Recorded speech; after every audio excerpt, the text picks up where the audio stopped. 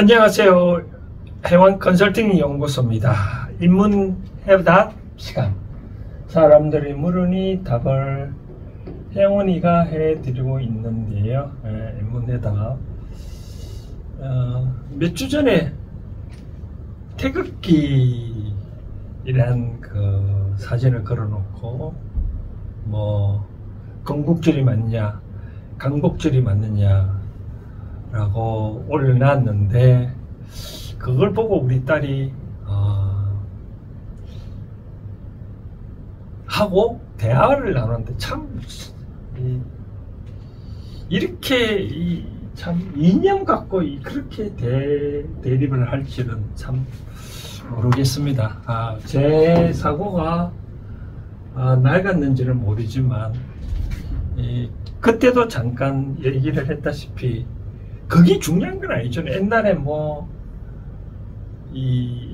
누가 왕이 지금 계비가 죽으면 상복을 6개월 입어야 되냐, 1년 입어야 되냐, 그거 갖고 노론 소론 대윤 소윤 많이 나누고 있는데, 일제시대 때 건국절을 기준으로 한 게 과연 뭐가 그것이 중요하다고 논란을 삼고 있는지 참 모르겠지만, 아무튼 요즘 젊은 사람들이 과연 대다수 젊은이들이 그렇게 생각하는지 어떤지는 모르지만 너무 이념에 매몰될 필요는 없지 않나 라고 생각을 해봅니다. 오늘 왜 처음에 이런 이야기가 나오냐 하면, 오늘 보니까 25세 되는 젊은 사람이 질문을 해와서 다시 한번 리마인드 해봤습니다. 읽어보니까, 안녕하세요 원장님, 저는 사회초년생입니다. 현재 25살, 대학교 졸업하고 취업한 지 3개월. 학교 다닐 때는 공부만 하다 보니 외모에 신경을 쓴 적이 없습니다. 직장 생활을 하다 보니 저 모습이 뒤처진 느낌이라 성형을 하고 싶은데 아버지가 얼굴에 손대면 아버지가 호적을 파버린다고 합니다. 저는 꼭 성형을 하고 싶습니다. 가출해서 성형을 하는 게 맞는지, 아버지를 설득하고 성형을 하는 게 맞는지 좋은 길을 가르쳐 주시면 감사를 하겠습니다 라고 하네요. 호적을 판다. 요즘 호적 제도가 없어졌죠. 호적을 파버린다. 옛날에는 이 호적이라고 있어서 호주라는 개념이 있었잖아요. 그렇죠? 호주.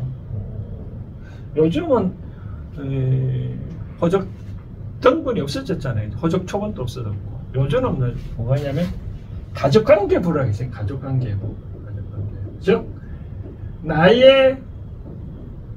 나를 기준으로 나의 아버지가 어머니야, 또 나의 배우자가 누구냐, 나의 자식이 누구냐, 그런 걸 기록하는 가족관계부인데, 호적 등록 초반은 없었습니다. 그 대신 재적등본이라는 말이 요즘 쓰기도 하는데, 재적등본을 떼보면 옛날에 호적등본하고 좀 비슷한, 재적이라는 말은 과거에 어느 직계가 누구냐 쭉 내려온 그런 등본인데, 파버리면 저는 다른 데 가면 되겠죠. 그렇죠? 다른 데 또 과거에는 좀 어렵지만 요즘은 쉽게 내 성도 바꿀 수 있고, 또 부모도 나이 시험에서 내가 나이 정도면 나의 부모가 누구라고 또 등록할 수도 있는 그런 시대니까 협박을 하면 안 되겠죠, 자식들한테. 그러나 저는 몇 가지 성형 문제, 저는 개인적으로 성형은 하는 거는 찬성을 합니다. 왜 그러냐면은, 과거의 일제시대 때, 아까 처음에 모두의 일제시대라고 얘기를 했지만, 과거의 조선시대나 통일신라 시대 때 이 성인이라는 제도가 없었잖아요. 그렇죠? 현재는 있잖아요. 그렇죠? 현재는 기술이 있으니까, 기술이 있으면 그런 기술이 왜 있을까요? 이용하라고 있는 거잖아요. 그렇죠? 이용을 하라고. 이용하라고 하면 당연히 이용해야 되겠죠. 우리가 옛날에 저는 불교 불자인데 어떤 사람이 부처님한테 이런 말씀을 질문을 한 적이 있대요. 지금처럼. 부처님, 저는 아무것도 갖고 있는 게 없는데 어떻게 부처님께서 자꾸 남을 위해서 보시하라고 하시냐. 저는 남한테 줄 것이 없습니다 라고 하니, 그때 이제 부처님께서는 무죄칠시라는 말을 했거든요. 무죄칠시. 즉 재물이 없어도 보시할 수 있는 7가지가 있다라고 말씀을 하셨거든요. 그건 진짜 돈이 안 들어가요. 맨 처음에 뭐 눈빛, 얼굴빛, 말, 또 옷을 잘 입고, 또 남들이 오면 자리를 좀 내어주는 그런 이제 7가지 얘기를 좀 얘기하는, 그렇게 해도 복을입니다. 근데 그 중에 하나가 얼굴을 어떻게 화사한 얼굴을 갖게 해주는 것도 남의 복이라 했거든요. 우리 꼬맹이가, 꼬맹이라 해서 그렇지만 이제 2000년 전문동인데, 저는 이제 앞에 같이 밥을 먹다 보면 오늘날 걔가 중학교인가 고등학교 때 축구를 하다가 어쩌다가 이하고 땅하고 부딪혀가지고 이 뻐드렁이가 이제 됐어요. 그래서 군대 갔다 오고 이제 대학교 복귀할 때쯤 되면 할 때 돼서 제가 이런 얘기를 했거든요. 이 좀 교정하면 안 되겠냐라고 하니까, 본인은 아프다 고생하 형아가 가거이 하는 거 보고 너무 고생하기 싫다. 그래도 저는 이제 네 얼굴이 이것이 과연 다른 사람한테 어떻게 비칠까. 그래서 저는 이제 결국은 제 설득을 해서 애한테 성령하는, 요즘은 이제 오히려 더 이가 바릇하니까 오히려 고맙다고 얘기를 하는데, 아까 바로 제가 말씀드리고 싶은 얼굴을 화사하게 할 수 있는 방안이 있다면 성형을 해야 돼. 과거에는 이렇게 하고 싶다 할 수도 없었잖아요. 그렇죠? 당연히 해야죠. 그렇죠? 이렇게 해야. 그런 말 있잖아요. 속담에 보기 좋은 떡이라 하나요? 빛깔 좋은 떡이 맛있다라고 하나요? 어찌됐든 간에 제가 말씀드리고 싶은 건, 이런 제도를 이용해라. 똑같이 사람들 만나는데 얼굴이 만약에 안 좋다면 상대방의 얼굴이 좀 찌그러지잖아요. 우리가 그런 말 있잖아요. 길을 가다가 두 여자가 가는데 미인이 쓰러지고, 만약에 객관적으로 미인이 아닌 걸 떠나서 일반적으로 사람들 지칭하는데, 미인이 쓰러지고 만약에 미인이 아닌 사람이 쓰러졌다. 사람은 이 미인한테 먼저 이렇게 세워주거든요. 그렇기 때문에 이렇게 세워주면 왜 사람들이 이렇게 세워줄까요? 다 이유가 있잖아요. 그래서 1차적으로 얼굴이 미인인 사람은 그만큼 힘을 주거든요. 술자석에도 예를 들어서 요즘 그런 문화는 없는데, 과거에 옛날에 우리 술 먹다 보면 이 서빙하는 사람도 가급적이면 미인으로 고르려 하잖아요. 그렇죠?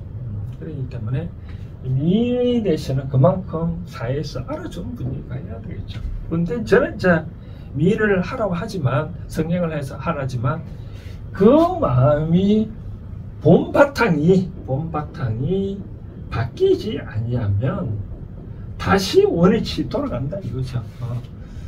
예를 들어서 그런 말 있잖아요. 지난번에 언제 그런 말을 했는데, 이 나이 차이가, 여자가 젊더라도 남자였는데 이 여자가 애 문제 때문에 남편보다 아빠보다 엄마가 더 스트레스 많이 쌓이다 보니까, 엄마가 더 스트레스 많이 쌓았다 보니까 완전 할머니가 됐는데, 그것처럼 내가 얼굴이 성형해서 할물이 잘 갖고 났다 하더라도 그 마음을 잘 쓰지 아니하면 다시 돌아가거든요. 그런 말 있잖아요. 옛날에 미인박복이라고. 미인박복. 복이 없다. 미인은 복이 참 박소 없다 하잖아요. 그 이유가 뭘까요? 같이 오지 못했기 때문에 그런 이야기를 하거든요. 그래서 저는 그런 말씀 드리고 싶은데 1차적으로 내가 성행할 돈이 없다든지 여건이 안 되면 내 얼굴을 바꿀 수는 있습니다. 어떻게 바꾸냐 하면 내가 마음을 다시 잘 쓰면 됩니다. 쉽게 말해서 나의 오장육부에 대해서 제가 하는 방법을 가르쳐 드릴게요. 매일 아침마다 일어나서 나의 오장육부에 대해서 감사를 기도. 내 오장육부 다시 설명을 해드릴까요? 오장은 맨 처음에 뭐가 있냐면 신장에 해가지고 콩팥이거든요. 콩팥. 그 다음 이제 신장, 간장, 그 다음 폐, 그 다음 이제 심장, 그 다음 비장, 이게 이제 오장인데, 그 다음 6부는 이제 신장과 관련된 것은 방광, 그 다음 간에 관계되는 것은 설계, 폐와 관계되는 것은 대장, 심장과 관련된 것은 소장, 비장과 관련된 위장이거든요. 이게 이제 5부 플러스 하나 부는 뭐냐면 이제 생식기관이라고 얘기를 하는데, 이에 대해서 하나하나 내가 감사하고 고맙다고 느낀다 그러면 오장육부가 이제 열심히 일하면 이제 관상도 바뀌거든요. 또 미소도 계속 짓고, 저 회원 방송, 회원 컨설팅에서 올라오는 그 인문학 방송도 많이 듣고, 그러면 인문학 소질이 점점 바뀌면은 좀 얼굴도 좀 많이 바꿔집니다. 그렇게 매사 스트레스 받지 말고, 그럼 관상이 슬슬 이제 바꿔지는 거거든요. 그렇게 하고, 그다음 이제 꼭 하고 싶다면 아버님이 반대한다. 아버님은 옛날 시대에 살기 때문에 옛날 그런 말이 있잖아요. 일제시대 때 단발령 내렸을 때 내 모가지를 따도 나의 상투는 자르지 못한다 라고 얘기를 했어. 내 몸은 부모로부터 아버지의 기운을 받아서 엄마의 몸을 빌어서 내가 태어났잖아요. 내 몸은 부모거든요. 그러니까 옛날부터 내 몸을 잘 간수하는 것이 부모한테 효도를 하는 거다라고 얘기를 했거든요. 효도를 하는 거다. 인터넷 댓글에 내보고 글씨를 좀 잘 써라, 똑바로 써라고 자꾸 댓글이 올라오는데, 저는 글씨 쓰는 목적이 여러분들이 이걸 필기하라고 쓰는 건 아니거든요. 일종의 취임새라고 생각하면 됩니다. 취임새. 이렇게 하는 거는 취임새의 일종이다. 그렇게 내 글씨에 대해서 너무 연연하지 마십시오. 내 발음이 이상하다 다시 말해달라면 개인적으로 문자라 오면 내가 또 워딩을 쳐서 보내드릴 수는 있습니다. 그래서 효도를 하는 것이다. 부모한테 내 몸을 잘 간수하는 것은 부모한테 효도하는 거다.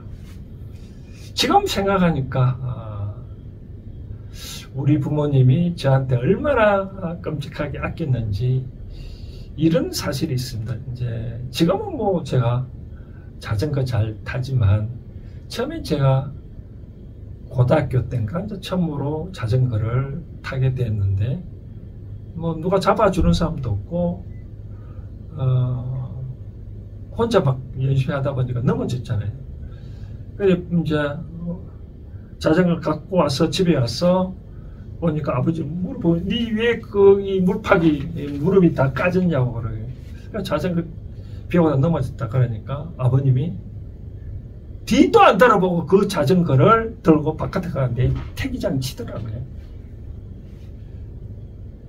그래서 제가 아버님한테 죄송합니다. 이제 자전거 안 타겠습니다. 라고 얘기를 했는데 그만큼 부모는 자식의 몸을 그만큼 아끼는 거죠. 설마 성행하다가 요즘 보면 또 잘못됐다는 여러 가지 뉴스도 있으니까 부모는 이렇게 아끼는 마음이 강해서 자식을 아끼는 마음이 강하니까 그러면 어떻게 할 건가? 각초를 해가면서까지 성행해야 될까? 아버님이 기다릴 때까지 할 건가? 저는 아까 말한 대로 1차적으로는 아까 내가 하는 방법대로 정신적으로 한번 잘 해보고 그러다 보면 바뀌고 그 다음 성행을 왜 해야 되는지 상대방이 반대를 하면 그만큼 이유가 있거든요. 이유가 있으니까 그러면 나는 왜 성행을 해야 되는지 나름대로 또 이유가 있잖아요. 내가 이유가 있는데 내가 상대방한테 말했다. 근데 상대방이 반대를 한다. 그러면 상대방이 내가 이유를 설득을 잘못한 거거든요. 그럼 설득을 잘 해야 되겠죠. 그러면 아빠 왜 성령을 못하게 하는지 한번 얘기를 한번 들어보겠다. 라고 하면 이 이유를 들어보면 되겠죠. 저는 그렇게 생각합니다. 어떠한 것도 일방적으로 주장하면 두 사람 사이에 멀어지지만 서로 의논하고 회비하고 물어보고 어떤 일을 계속 그렇게 하면 가까워지거든요. 그러면 아버님이 물어보면 남들 이유가 있거든요. 그러면 그럼 아버님은 반대하는 이유가 어떻게 되면 잘못된 정보가 있을 수도 있거든. 잘못된 정보. 혹시 하다가 잘못되면 어떨까? 그러면 이제 얘기하면 되겠죠. 강남에, 울산에, 대구에, 서울에 어디 유명한 게 있다. 거기서 할 겁니다. 야, 돈이 비용 많이 드는데 돈이 어디서 있노? 그러면 견적을 뽑아보니까 이렇게 하더라. 이렇게 비용 얼마 안 되는데 제 비용을 다 하겠습니다. 그러죠. 그 다음 이제 내가 성행할 이유를 제대로 성행 못한 거죠. 내가 이제 사회에 가보니까 이 어떤 친구 성행한 친구, 성행 안 하는 친구 딱 비교의 사진을 보여주면 이렇게 해보니까 많은 사람들이 호감이 가더라. 그래서 나도 만약에 이분이 여자라면 뭐 좋은 남자 친구를 사귀고 싶고 내가 만약에 남자라면 좋은 여자를 사귀고 싶은데 내 이런 얼굴이다 보니 주위에 사람이 없다. 외톨이다. 아버지가 내가 외톨이 되었으면 좋겠느냐라고 그렇게 설득을 하면 되겠죠. 그렇죠? 그래서 내가 한번 설득했다고 안 됐다고 해서 때려치울 필요는 없는 거죠. 네, 그러면 어떻게? 네, 잘 알겠습니다 하고 또 뒤돌아서서 또 나중에 다시 또 아버님 반대한 이유를 설명해갖고 또 뭐 기분 좋을 때 용돈 드리기 위해서 아니면 또 요즘 핸드폰에 긴 뭐 문자로 카톡으로 보내면 되잖아요. 이때 바로 하지 마시고 또 뭐 일주일 좀 지나서 한다든지 그래 아니면 가만히 지금 당장 선행 안 했다 해서 뭐 달라지는 게 아니거든요.